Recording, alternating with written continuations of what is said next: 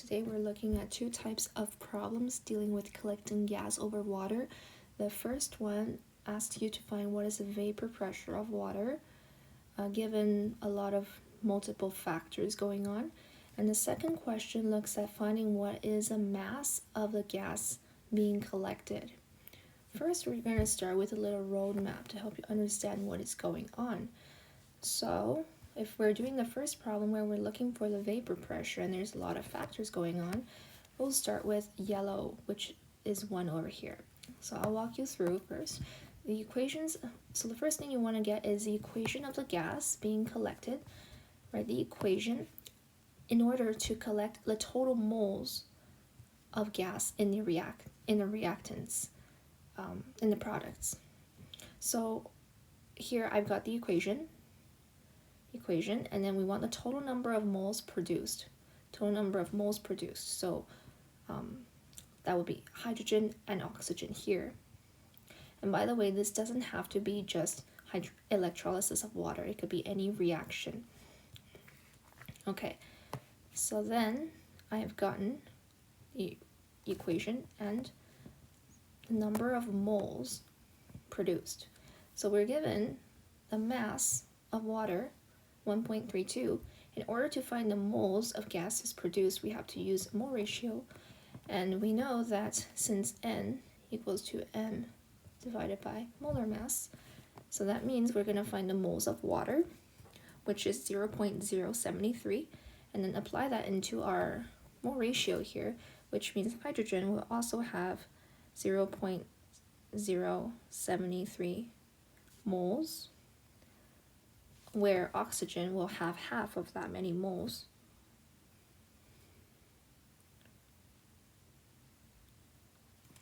Okay. And then the next part is we're going to use the ideal gas law to find the pressure of the mixture that is formed.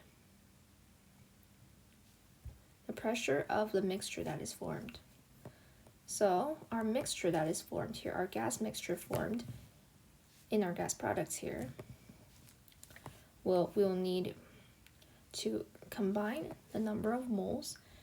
Number of moles total is 0.1099 mole. And then with this, we can find, using our ideal gas law, as we have said here, and then we can use our ideal gas law to find the pressure of this entire mixture.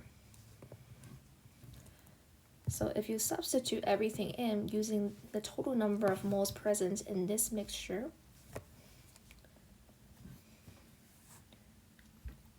you'll get a pressure of 105.92, I'll just say 0.9 mmHg. That's the pressure. Okay, so then with the pressure of the gas products, then we go into step 3.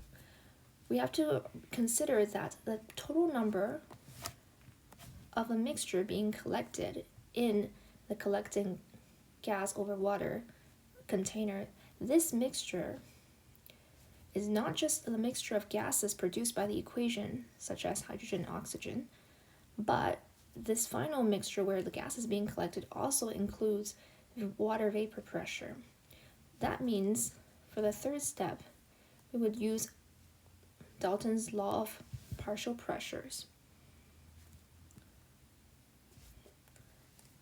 That means if we know that the pressure of the gas reaction producing hydrogen oxygen gives you this amount of pressure, and if we have this information, we can find the pressure of this mixture, which is 748 mmHg. Oh yeah, we have it here, perfect. 748 mmHg, so that means because we have this and this, we can find the pressure of H2O by using 748 minus 715 to give us the pressure of water, which is around 32 mmHg. So that is your water pressure. Okay, so now that's the first question. Now what's the big deal? Why do we have this triangle going on? Well, there's actually a pattern. So for the next example, instead of asking you the water pressure of, the water vapor pressure, now they're asking you what is the mass of the gas that is produced. What is the mass of the gas that is produced in this equation? So it sounds completely different from what we've done, but it's actually very similar. So we're gonna start at number 1 here in blue. We are gonna look at the fact that we already have the pressures of water given to us. And with this, we can, we already have the pressure here. We have the pressure of a mixture. So then we can immediately apply partial pressure, principle of partial pressure, to find the pressure of the gas reaction. Okay, so we have 0.948 bars minus our water pressure to give us the pressure of the gas. That's the first step. So essentially this entire sentence just means use Dalton partial pressure. Okay, now the second part is ideal gas law to find the pressure of a mixture formed. So then we want to find the pressure of this mixture. Yep, so we're going to use ideal gas law here.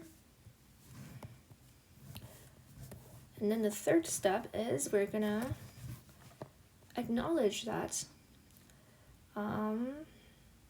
equation of gas being collected to get total moles of reaction. So the third step is we're going to acknowledge that we have to write an equation and do stoichiometry to find the total mass or the total number of moles of the product that we're looking for. So that means if we have the pressure of this gas product container, that means we can find a number of moles that is present. So this number of moles will represent all of the products here. That is a gas, and we only have one gas, so this number of mole will represent the gas. And then with the number of moles of gas, we can find our mass of the gas. So you see, even though these questions are very different, this is a pattern that you can follow to help you through. And if we compare the two examples that we walked through, there is a similarity. We know that these are questions talking about combining gas laws, so that might be easy to throw you off, but the central idea is that you're just combining gases. You're just combining gases, collecting gas over water. They will tell you a bunch of conditions, but if they say that gas is collected in this condition, then that condition will be indicating to this final mixture here. And this final mixture will be the combination of the product of the gas reaction and also the vapor pressure. So when they say the gas is collected at this condition, it does not refer to this step, it refers to this final step. So then with that, you can refer to partial pressures, P total equals P1 plus P2, to help you get the number of moles or the mass of the gas product. Whereas if they already gave you the information for the gas product, like they give you water here, you can use the information they gave you here about the gas reaction to help you find the pressure. And with the pressure, you can use partial pressures to find the partial pressure of water vapor. So really it's just a reverse. Depending on what they give you, you will just be starting either from here or starting from here.